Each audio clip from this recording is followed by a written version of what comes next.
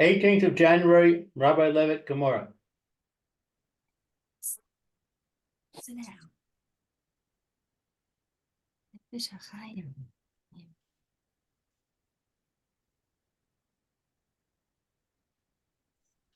Okay, now we're in Bava Kama. Where did this? 118a.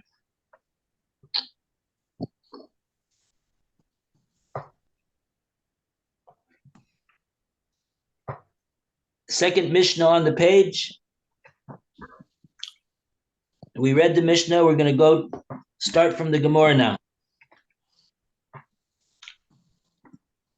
Itmar, Monali Biyadcha.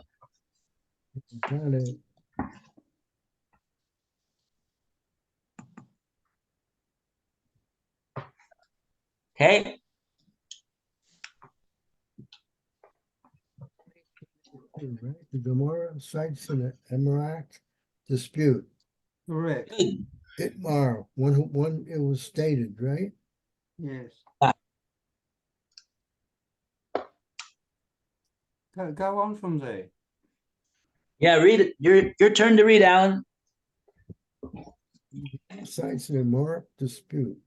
Itmar, it was stated, Mornali, B'yodachor, if one person says to another, you owe me a mana. V'halo omer ani yodea, and this one other says, I do not know. Rav Chona, Rav Yehuda, Omrei Chayo. Rav Huna and Rav Yehuda say that he is liable to pay the mana. Rav Nachmon, Rabbi Yochanan, or Omrei Porta. But Rav Nachman and Rav Yochanan say he is not liable to pay the mana. The Gemara explains, Rav Chona, Rav Yehuda, Omrei Chayev. Rav Huna and Rav Yehuda say he is liable. Borei V'Shemor, Borei Chor, because they hold that whenever one litigant claims certainly and the other one claims perhaps, the claim of certainly is stronger. Rav Chanan, Barabi, Yochanan, Omrei, Porta. Rav Nachman and Rav Yochanan say it's not liable because where there is a doubt regarding the ownership of money, okay, more no, more, we let the money remain in possession of its current owner, i.e., we retain the status quo. The Gemara questions the ruling of Rav Huna and Rav Yehuda on the basis of our Mishnah. Tanan, we have learned in our Mishnah, Avol im or mar lo, but if he said to him, Ani yodea im hala v'soa ni prata, I do not know whether you lent me money. He is not liable to pay. Hechidomi, what's the case? Ilo more, the law core, the tova lay. If you will say it is where the lender has not demanded payment for him, he too is uncertain whether he is owed the money, and it's for this reason that the borrower is exempt. Rishor no me dol kor chovali. Then you must say that the Mishnah's first ruling regarding the one who admits that he borrowed the money, but he's unsure whether he paid, He also discussed a case where the other party has not demanded payment on Amrei Chayiv, but if so, why is he liable? If neither of them is certain of the obligation, he should be exempt. Elor de Choton Va lay, rather than the Mishnah's case, must be where the other party has demanded payment. For example, he is certain that the defendant owes him the money. Because Sony say for a pota mala shalem. Still, the Mishnah's second ruling teaches that where the defendant is unsure whether he even borrowed the money, he's not liable to pay. This contradicts the ruling of Rav Huna and Rav Yehuda, who say that where there's a claim of perhaps opposes a claim of certainly, the claim of certainly carries the day. The Gemara reflects the challenge. Low, no. The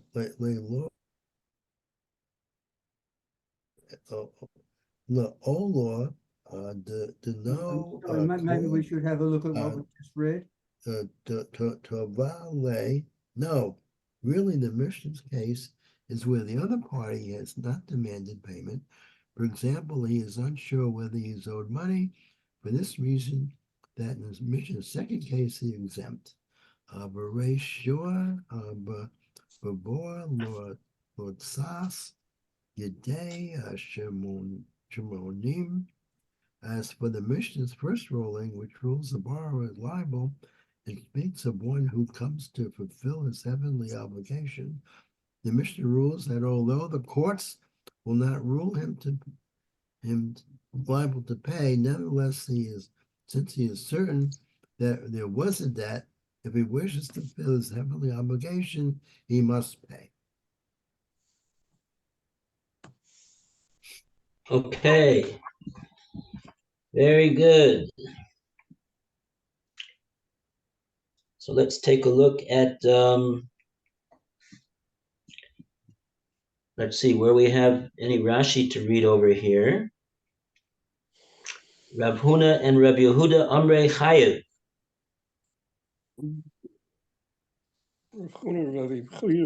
He says is chayev. He's chayev to pay. L'shalem, to pay. That's going on the case of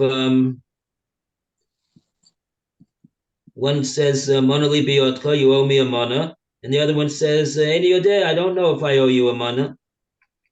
So Rav Huna and Rav Yehuda say in that case, the guy is chayev to pay. Okay. And then we got then the Rav Huna and Rav Yehuda, they say Rav Nachman and Rav Yochanan Amrei Potter, they say he's exempt, he's off the hook.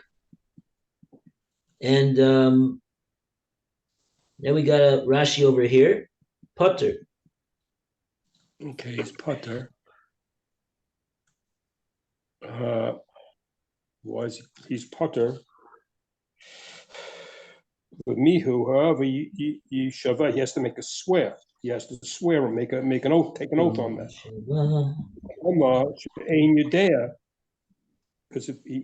Because if he says that I don't know, shechayev lo, that he bechayev him, klum, nothing.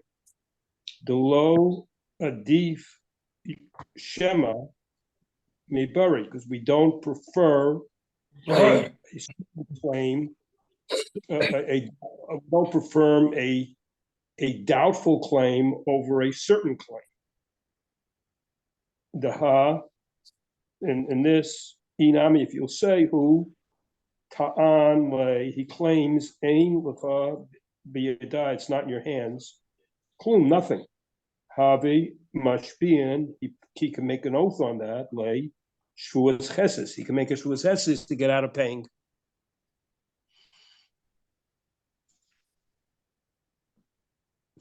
Okay, because according to Rav Huna, according to Rav Yochanan and Rav Nachman, Rashi says, according to them, lo adif shema mi bori. The lo adif shema mi bori.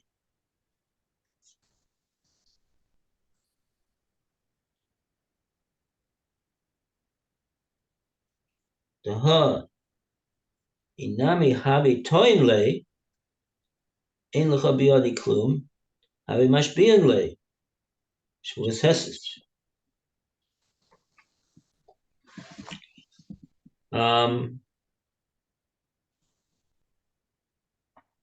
So what's he swearing to? He has to make a shvua. What's he swearing to? He's swearing that what?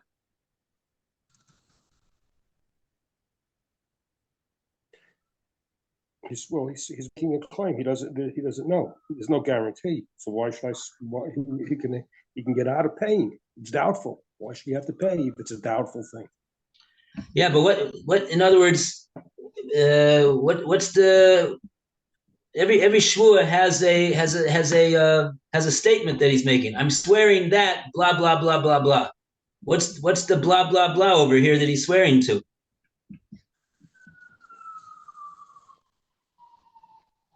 He's swearing. I don't know whether you know. I'm swearing that you didn't that I'm not sure you lent it to me. That's what the shvua is. Making a shvua that he really doesn't know, as opposed to he can't, right? He obviously can't make a shvua that he doesn't owe it because he just got through telling us that he doesn't know. So we won't require him to make a shvua that he certainly doesn't owe. But by the same token, we're making him take a shvua that he truthfully does not know. Meaning to say, he's really he really doesn't know whether he owes the money. He's not willing to admit that he owes the money. He's not willing to say that he doesn't owe it. He says he doesn't know. So we want him to swear just to that. That'll be his shvua.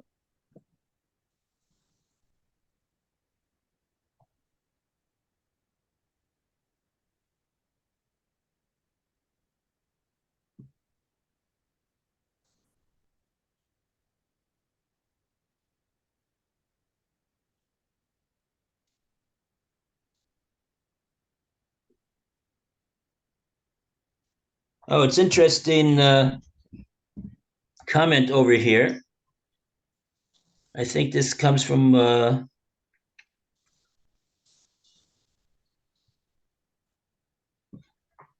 that's what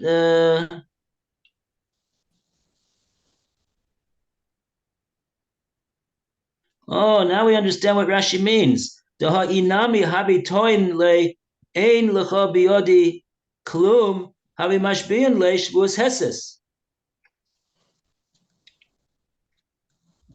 Rashi says because even if he would say that even if this person that's been claimed upon that he owes money, even if he would deny it with certainty and say, I don't owe you a thing, he would have to make a shvua heses, says Rashi. Habi mashbino so shvuas heses. So therefore what? So therefore, in this case, he's going to have to swear that he doesn't know whether he owes the money or not. He's going to have to make a shvua on that too. Why? Because if it would be the case that only when he was a kofar akol, in total denial of the claim, with certainty. If only in that case he would have to make a shvua, because that's the shvuas hesses. That's the shvua d'Rabbanan over here that he has to swear. And if you on the other hand, if he just says, well, I don't know whether I owe you anything, then he wouldn't have to swear. So who on earth is going to want to say with certainty that he doesn't owe the money? He'd have to make a shvua in that case. So he'll always say, in order to get out of the shvua, he'll say, I don't know. And he'll get off like that without having to make a shvua altogether. But we want a shvua from this guy. We want a shvua from this guy to make sure that he's willing to swear that he doesn't know for a fact that he owes the money. And so therefore, that's why we have him take this shvua.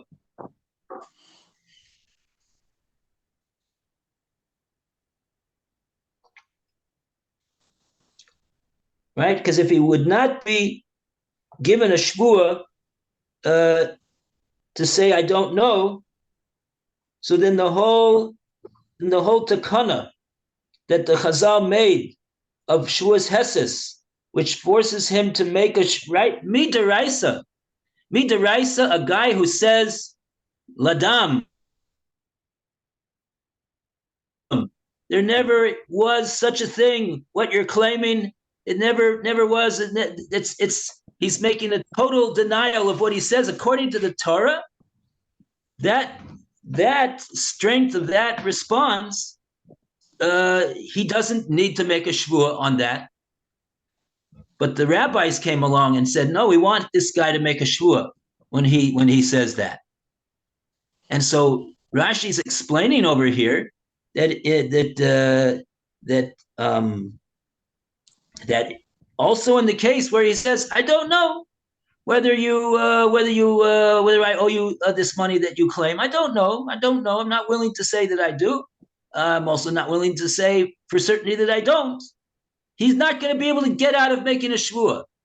He's going to have to make a shvua over there too, in order for us to bolster the obligation that when he makes a total denial, that he has to make a shvua over there. We want him to make a shvua in that case. So since we want to make the shvua in that case, we got to require him to make a shvua in this case as well. Okay. Interesting insight into what Rashi is saying, and otherwise we don't really understand what Rashi was saying. Okay, good. Okay. Now, what do we have next? So therefore we have a machlekes amaroim over here. Very, very big machlekes amaroim in this case. Is the guy chayav to pay, or is the guy not chayav to pay?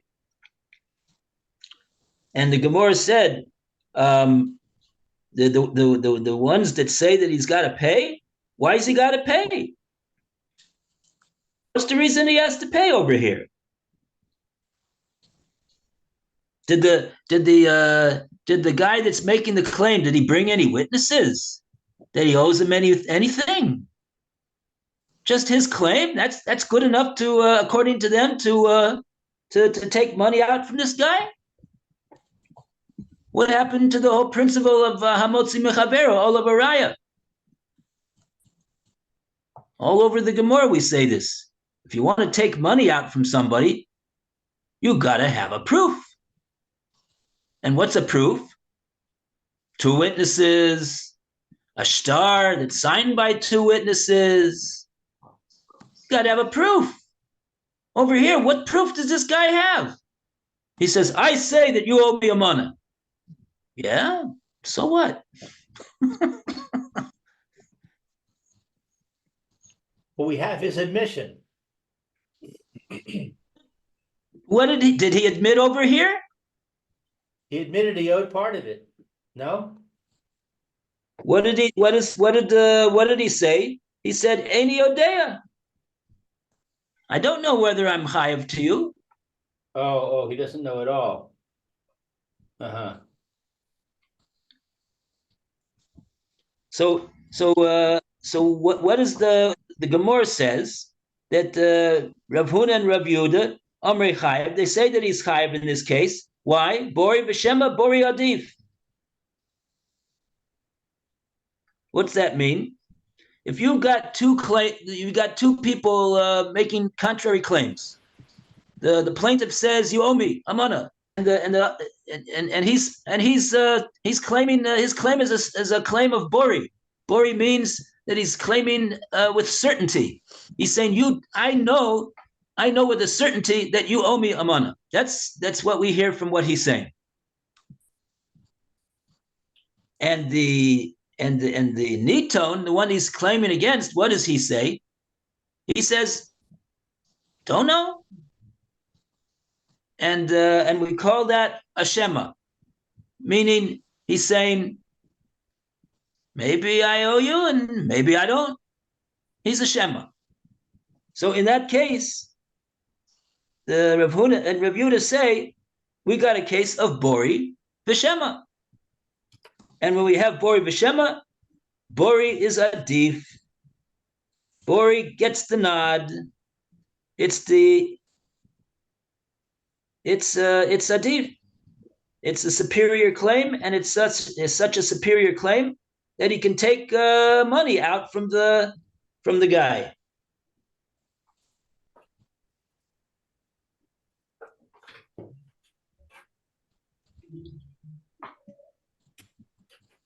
Now, of course, the question would be, so what does Rav Huna and Rav Yehuda, how do they understand this principle that we have all over the Gemora, that the motzi mechaver olav araya? When you want to take money out from somebody, you got to bring a proof. It can't be that they don't agree to that rule. So there's got to be some answer to that. But for the time being, we're not going to get into it. But it's something something to think about. Okay. And now, what do Reb Nachman and Reb Yochanan say? They say the guy is putter. He's not required to pay a mamona. Why not? Gemora says, "Uki mamona becheskes mari." Uki mamona becheskes mari. We establish the disputed money in the chazakah of the one who is in possession of it.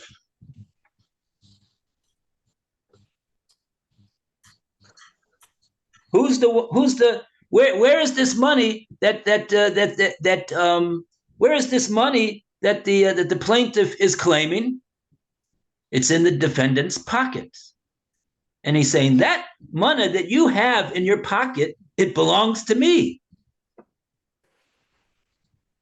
And so he says, maybe not.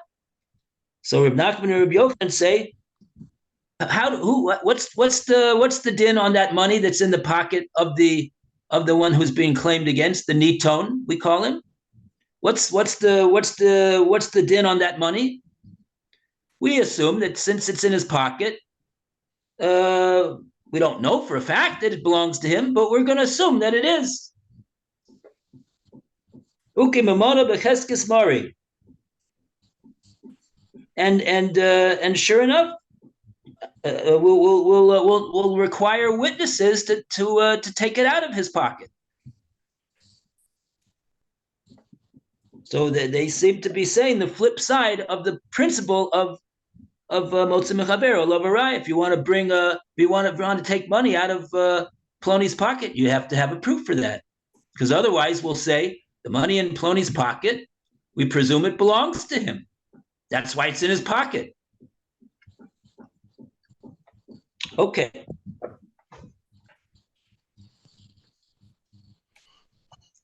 Okay, let's take a look again We don't have any Rashi over here yet, do we? We don't have any, no.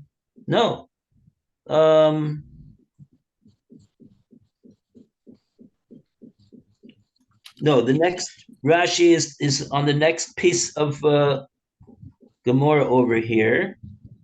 Let's read from Tanan. The Gemara is going to bring a, what is this, a Mishnah or a Brisa? Tanan, aval im amaloi eni odea. See where that is?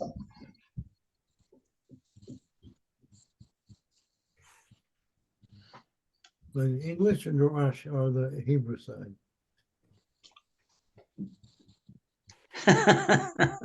Whichever side works. You turn the page to 118A3. It's the very, very beginning. Yeah, we're going to go over this again. Alan read it before, and we're going to see it again. We're going to call upon Lou to read now. Tana, we learned in our Mishnah, I'm sorry, Tanan. We learned in our Mishnah about Im Amar Lo, if he said to him, Eno Yodea Im Chil Val Sani Patur. I don't know if you lent it to me. He is exempt. He doesn't have to pay. Hechanami. Why? Ilema delo ka tava le. If you say that the lender did not demand payment,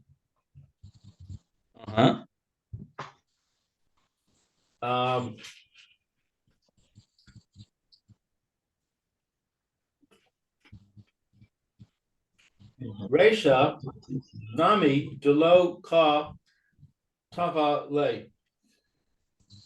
Then in the Resha, the first part, also he didn't demand money. He didn't demand payment. Amrei Chayev. But in that case, he said he's Chayev. So that can't be the reason. Ella did Katava lay. Rather, he did demand. I gave it back. Vikatane Seifa Pater Mishalem. We learned in the Seifa, in the second ruling, that he is exempt.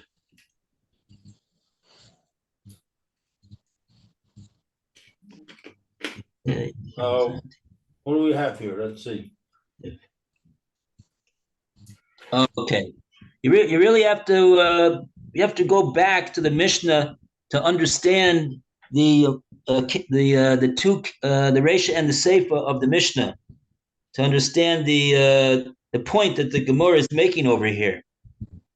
The Reisha of the Mishnah, where he says, "Haomer l'chavero," Jew number one says to Jew number two, "Gizalticha, I stole from you. Hilbisani, or you lent to me. Hifkadetetzli, or you deposited something by me, and accordingly, I'm admitting that there's something that I got to give back to you. Ve'eni yodea, but I don't know. Im hechzarti lecha, im lo hechzarti lecha. I don't know whether I gave back to you or not. In that case, there's no claim that's being made over there by the other person. This is the claim of the one who he's admitting. In other words, he's admitting that he stole from the guy, or he borrowed from the guy, or he or he got something as a deposit from him, and so he's admitting, in other words, that he owes him something. He's got to give back, and he doesn't remember. He says he doesn't know whether he gave it back or not. In that case, the Mishnah says he's chayav to give back. But in the next case, in the Sefer, the Mishnah says aval. But if Jew number one says to Jew number two, I do not know, Eini yodea im gezalticha. He comes to him and he says, I don't know whether I stole from you. I don't know whether I borrowed from you. I don't know whether you deposited anything to me. So he's not even admitting from the outset that there's anything that he's required to give back to the guy. So in that case of the Sefer, the Gemora is wondering, are we talking about that he's making this statement as a response to a claim by the claimant who says, you guzzled from me, I loaned you money and you didn't give back, or I deposited something by you and you got to give it back to me. Was there a guy who was making a claim against this guy in the Mishnah or not? That's the question that the Gemora asked. The Gemora says, hey, that's the Hechidami. If you say that there wasn't anything, there wasn't any claimer, so then and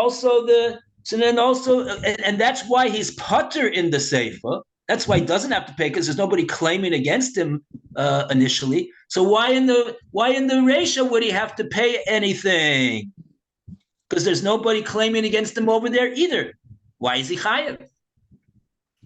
Okay, that's what the Gemora.